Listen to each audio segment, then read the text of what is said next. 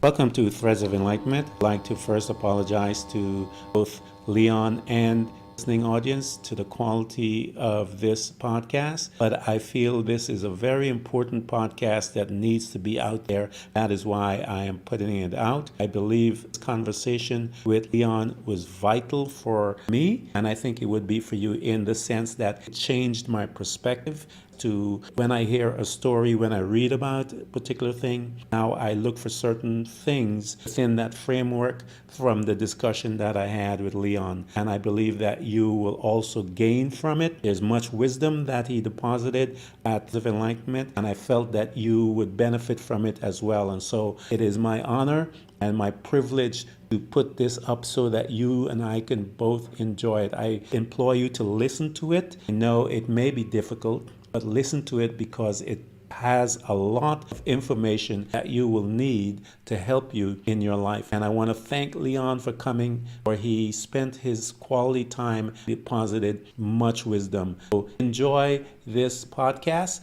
and thank you for coming. Welcome to another episode of Threads of Enlightenment. I'm so excited that we have this guest today because he is going to teach us some things that we are not familiar with. And so I'm excited for us to learn. As I always say, once the guest comes, we have them introduce themselves and they tell us what they have created today. Then we will have our guests go and then begin to walk us through the processes that brought them here today. And as they talk and expound in their knowledge, we can gain, we can grow, and we can become better human spirits. Leon, welcome to Threads of Enlightenment. Thank you, Ken. Thank you for having me. It's a pleasure to be here. You're welcome. Excellent. Thank you, sir. Well, let us know, introduce yourself and tell the people all the things that you're doing, your skill set, as they say, and then we will go from there. Well, my name is Leon Conrad, and I'm based in London, UK. As for my skill set, I'm a polymath. I do many things and try to do them as best I can, but I'm just interested in too many things. One of the things that's been interesting to me for a while is story, and I have a new book coming out next year, 2022, called The Unknown Storyteller. And it tells the unknown story of why stories. I think of stories as a verb rather than a noun, a dynamic activity that informs not just the stories we hear, the stories of Brer Rabbit or Aesop's fables, but life itself. I've always been interested in language. I've always been interested in words. And what my research has shown me over the last 10 years is that story itself, as this dynamic force, has something really important to show us and teach us about how we can live more balanced lives. Awesome. This is exciting. I'm ready. Go ahead and teach us. I know that we were talking a little earlier. Get us some of these stories and bring out some of these wonderful insights to us so that we can learn how to be balanced, as you say, that we can extract from the stories the wisdom that we can apply and the principles so that we can apply them to our life. Go ahead and give us a couple of the stories that you have read and that you are familiar with. Well, I would love to, Ken. And let me start with one of my favorites. It's probably well known to you, probably well known to your listeners. It's the story of the Three Little Pigs. You know the story of the Three Little Pigs. It comes in different versions, but in many versions, they start out with a problem. They have to leave their home for whatever reason. Either the mother's getting older and can't look after them, or the house is getting overcrowded and they're stepping on their younger siblings' tails and it hurts. And the mother's had enough and just says, that's it, you've got to go. So they set out on their journey to become independent little piggies. Some versions, she warns them of the wolf. Some versions, they just go out into the big wide world and hope for the best. On that journey, they meet friends or helpers. These people who very kindly provide the kids with the materials they need to build their houses. They get straw, they get twigs, they get bricks, and they build. They use their natural talents of house building, and there they are, snug in their individual houses. Then there's a meeting with the enemy or hindrance who comes up, the wolf who wants to eat them. In some versions, he does eat the first two. In some, the first two escape and end up in the third brick house with their brother.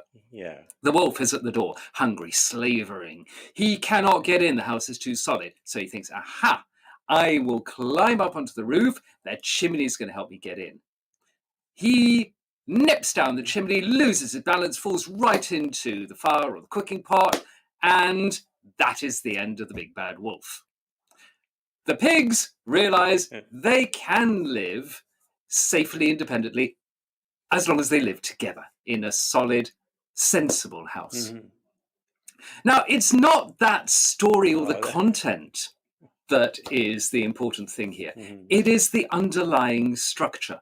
These basic elements that make up the story of the Three Little Pigs are common elements found in many stories throughout the world. And there are 6 parts to them.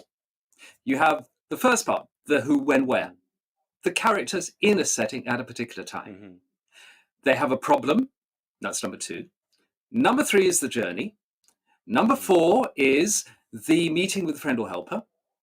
Number 5 is the meeting with the enemy or hindrance. And 6 is the outcome or resolution. The outcome can be negative. It can flip them back to a new problem. And they go through a try again cycle until they get to the resolution at the end. Those 6 steps are often framed by an opening and a closing that takes us into the story world and back out. Very important. But sometimes that framing is implied, not stated. And what I love telling academics is that when they write an essay, or creative writing teachers or academic writing teachers in college, all they're doing is following the same structure that underpins the story of the Three Little Pigs. You have a problem that you want to solve, you want to write an essay about. The problem is something that people can't agree on. Some people think one thing, some people the absolute opposite, or they have varying views. So you outline your methodology, the journey you're going to go on. You then take your arguments for, those are your friends and helpers. You take your arguments against the enemies or hindrances that you're going to fight against and argue that they're not as sound because yours have greater merit for being worthwhile answers to support your point of view. And that's your conclusion. Academics think, you know what? No. We're doing much too important things to be likened to Three Little Pigs here. But actually, story is universal. And the sooner we can see that these structures underlie very different things that we're used to seeing differently, I think we'll have a much richer view of what story is and what it does. Wow, you have just laid out the process of enlightenment and life as I'm hearing you talking about the stories of the pig, and you can actually, those principles will apply to anyone coming in their life. You take it to the academics, but it could apply to an individual in their process and their growth and their development in life. And as you eloquently stated, all of the different aspects of the story that each individual have to live and create their story. And we read the story, and you told us the story of these brothers that had their incident and so forth. But I love that you did that. I've never looked at that story like that, but as you began to open it and talk about it, you can see all of the steps that every one of these people and that the sages and every one of us talk about in the story. Leon, that's absolutely brilliant. I've never really looked at it that way ever. Well, I'm glad. This is why I've written the book. This is what I want to share with people. And it's just one of 18 distinct structures that I've discovered. Each of them has its own quality. Many come about in response to a particular kind of problem.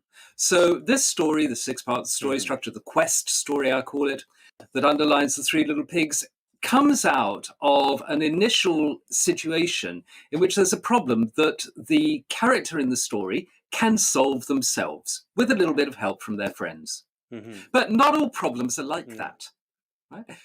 Sometimes in the Rags to Riches or Death and Rebirth stories, for instance, that other writers have talked about, you need some external help, some major external help. And that very often is where you have a problem that comes and hits you like a bolt from the blue unexpectedly and floors you. And in those stories, that's when the fairy godmothers come in. That's when the savior characters come in. The prince that saves Cinderella, the prince that comes and revives Snow White. Oh man, this is awesome because that particular story is, and I have talked about so many people about the principles in that story, and that's beautiful. So most of us, and I've always say this, Leon, that because we as human spirits don't live in a state of awareness, that life gives us these breadcrumbs, what I call breadcrumbs, as to trying to get our attention to handle or to come up, as they say, to not live the way we are, but to make us aware that there is more. And we usually ignore those things. And like you said, until we have, bam, this incident that take place in our lives. It could be a divorce, it could be an accident, it could be any type incident. There's millions of them.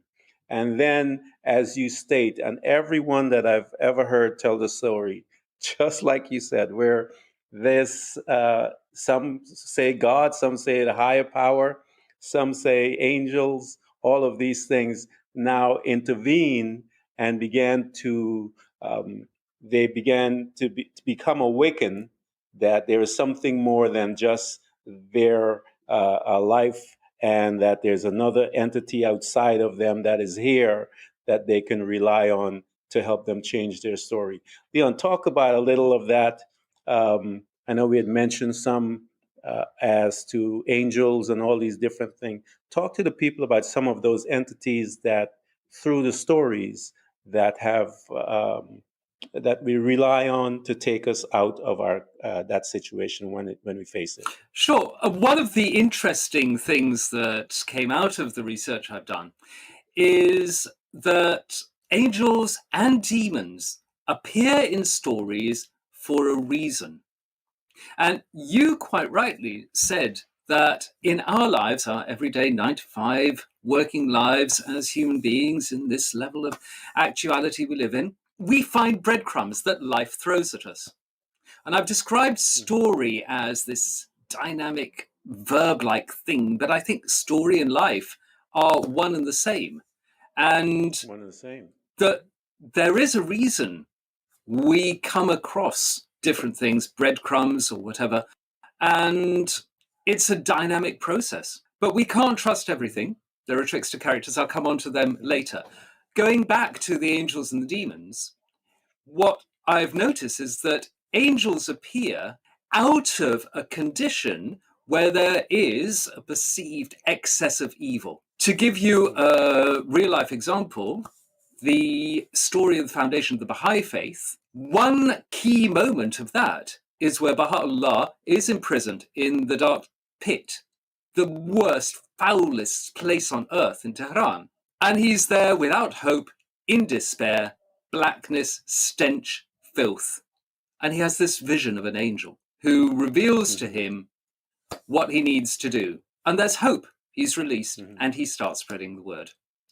In the 900s, I think it is, Boethius, great writer, reviver of the liberal arts, is imprisoned unjustly.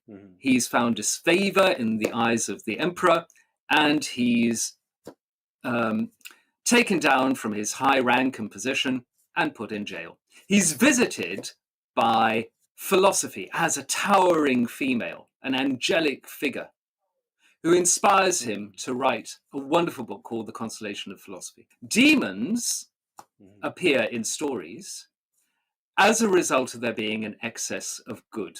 At the beginning of Beowulf, Hrothgar the king builds this huge mead hall, and he wants it to be fantastic. He wants it to be towering, to be gorgeous, to be sumptuous, almost reaching up to heaven. And there's such merrymaking, such joy, such singing in the hall that it disturbs Grendel, the monster, who's living quite happily at the swamp downwind of the great mead hall. And he comes up, attracted by this jangling music that he doesn't like. And he thinks, I'm not having this. I'm going to attack. You were telling the story about the angels, and as I mentioned before, that I came up out of the Christian faith, and I remember the story of Peter being in jail, and the angels came and rescued him when he was there as well. And so I see the similarities as you were talking about in. You were talking about certain cultures. I see it in other belief system, as you say. So that principle, that aspect of the story with angels coming in and demons and so forth, is so common, I guess, within the different religions and belief system. But it's nice to see how you equate the reasons as to how they show up and why they show up. I'm enjoying this. I am enjoying this. So keep going. I'm listening.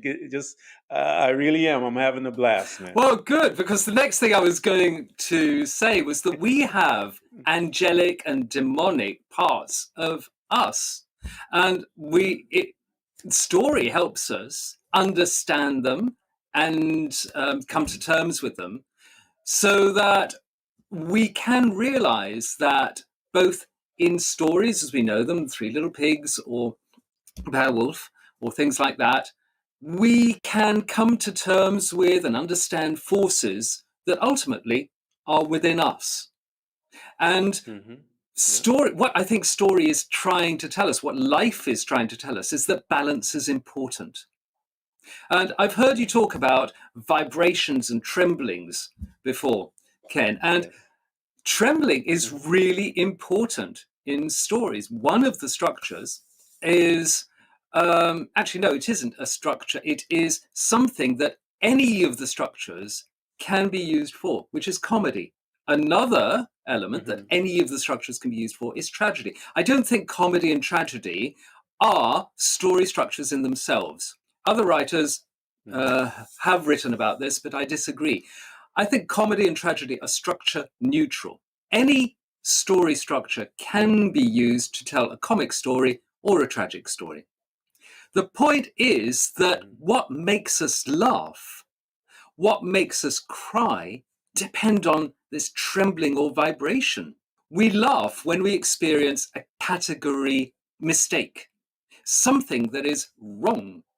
And it happens so fast, so naturally, that it makes us laugh. And when we laugh, especially when it's a good belly laugh, our whole body shakes, vibrates.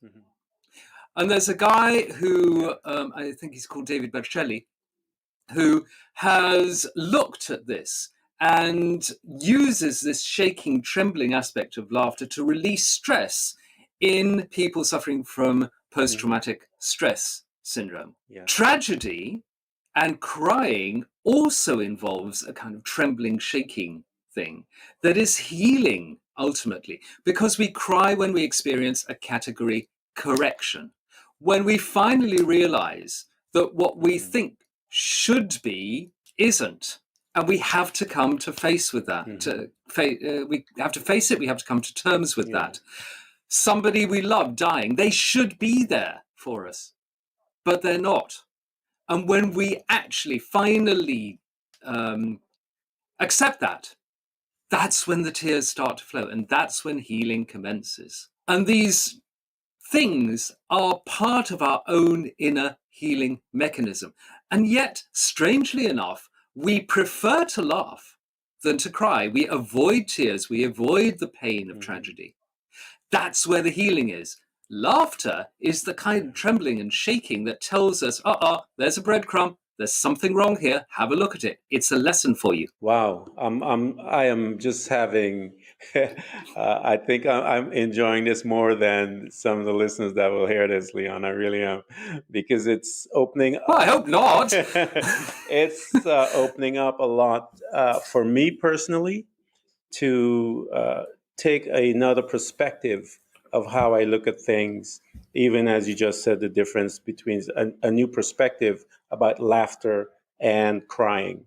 And it is liberating because I remember when my mom passed and that I did not heal until I sat down one day and I started remembering all of these different things and putting things together and just broke down crying and got up and I felt somewhat refreshed.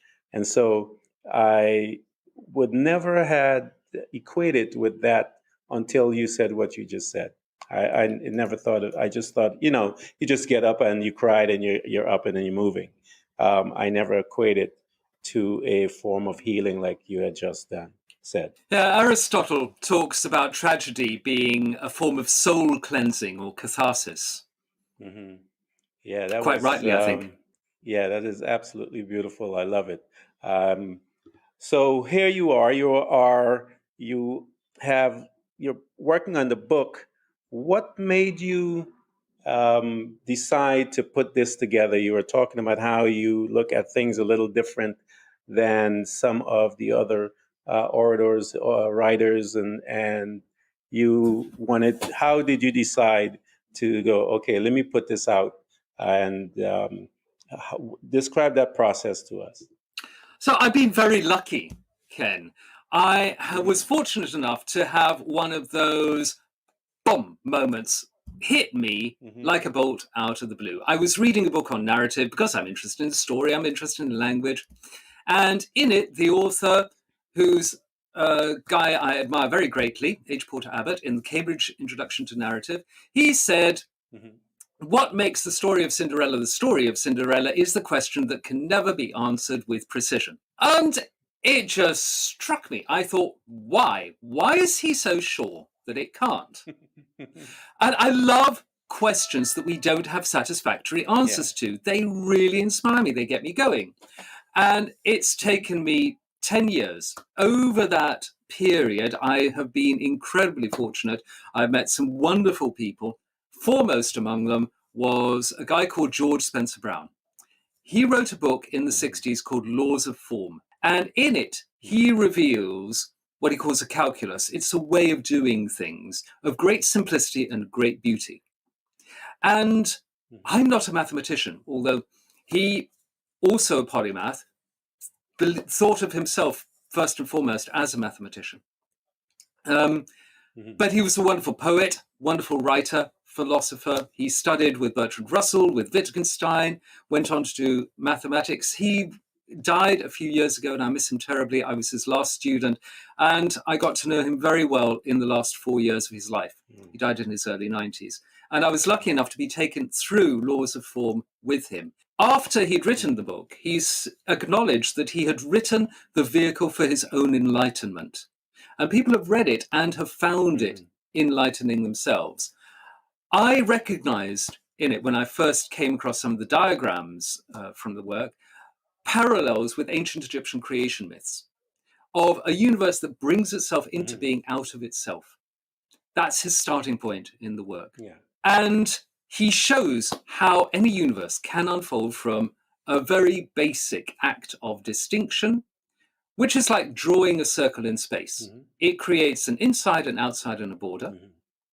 and an act of indication, which means you can point to the inside or the outside. If you're pointing to the inside, you're not pointing to the outside. If you're pointing to the outside, you're not pointing to the inside. You can only point at one at the same time. Otherwise, you're pointing to Hmm. everything. There is no distinction One. because that's all there is. And Hmm. he uses 6 very simple symbols in his work. Most people have used them to work with mathematics and look at different ways that people can work with number. Very few people have used his work to analyze Hmm. narrative.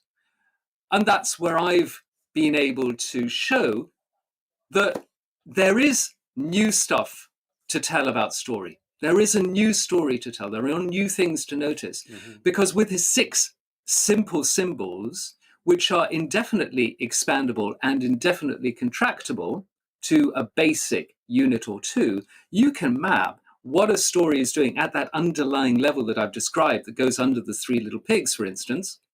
And you can see how all story structures relate and how they come from a core source. So either there's a group of stories that starts with an unfortunate event for the character, and a whole family of structures comes out of that, or there are a few story structures that start fortunately for the character. And it's this dance of fortunate, unfortunate that actually shows the difference between different story structures. A story structure being defined as the minimum number of steps for a problem to be solved, and the minimum number of steps and their quality are what make story structures distinct. And this is what his work has allowed me to go on and show. And it provides a precise answer to H. Porter Abbott's statement. Yes, what makes the story of Cinderella can be answered with precision. It's taken me 10 years of my life, but I did it. I was going to ask you, did you get the answer? I can't wait to get my hands on this book. And when is this book coming out? It should be out towards the middle of 2022. The Unknown Storyteller. And you can keep up with announcements and join my mailing list at my website, leonconrad.com. That's LeonConrad. I will make sure that I have that posted when we put all your stuff in, because I want a copy of this book. I'd be very happy to send you one, Ken. Thank you. I'm going to make sure that I tell all my friends about this so they can get a hand on this as well. I have been totally captivated from the moment that you showed up and began to speak, and I loved it. I love all of your insight that you have, and it's so rich. I need to sit down. I need to come and take a trip to England and sit down and have a drink and a cigar or something, so we could get into some more of this insights that you have, because I love what you had to say so far, and you are giving me another perception and perceptive about certain things that I had in my life, and I'm grateful for it. So I am so glad that you came. So this is so good. Oh, it's my pleasure. Thank you for having me, Ken. I can't even continue how good this is. So you have written this book, and what an honor, though, Leon, to have a chance to spend 4 years with this person. What an honor to have that time, that precious time, that you were able to get insight and knowledge. And at the end of his journey on this plane to the next, but I know it's sad in some ways. You said you miss him, but as you were saying it, I said, what an honor that must have been for you to be there and to get a chance to drink up. He was very generous, and we got on very well as people. He didn't get on with anyone. I was lucky. That is absolutely beautiful synchronicity, as they say, and we call it luck, but that was just priceless stuff. So I want to thank you, Leon, for coming to us at Threads of Enlightenment. This, for me personally, was absolutely what I needed to hear, because you have encouraged me greatly, and I love as you talk about stories from here on out. Anytime I read a story, it's going to be a lot different than how I did before. So, and I love to read, I think, people's lives, and I am going to be looking for those things in my studies when I read. And I know I've read all the Bible stories and so forth, and you were talking about certain things, and all of those things have a different perspective to me. So I'm excited to get the chance to go back and read some more, I'm so glad, Ken. I'm so glad. That's what it's about, too. infuse new insights into what we know and show that there is new stuff to learn all the time. All the time. And I appreciate you, sir. Thank you so much for coming by Threads of Enlightenment. I'm going to make sure that everyone get a chance to hear all of your stuff. We're going to put it on our website. We're going to put it on the blog. We're going to put it every single place we can so that people can get a chance to listen to what you have given to us, but also to be in a state of expectation. Thank you so much, Ken. Coming out next year. So, bye. You have a great day, sir. Thank you. Everyone who's listening to this podcast, we hope to continually help you to learn how to embrace moments of darkness, because it is in the darkness that we learn how to develop and use our abilities to truly see those parts of ourselves, often invisible to us, in the light. It becomes your responsibility to navigate through all of your trials, to find out who you truly are and begin your journey to loving yourself, which is possibly one of the most difficult things you will ever do in your life. To love yourself and to find the real you. But always remember to enjoy the journey. Thank you for coming by. Please subscribe. And if you can support us financially, we deeply appreciate it.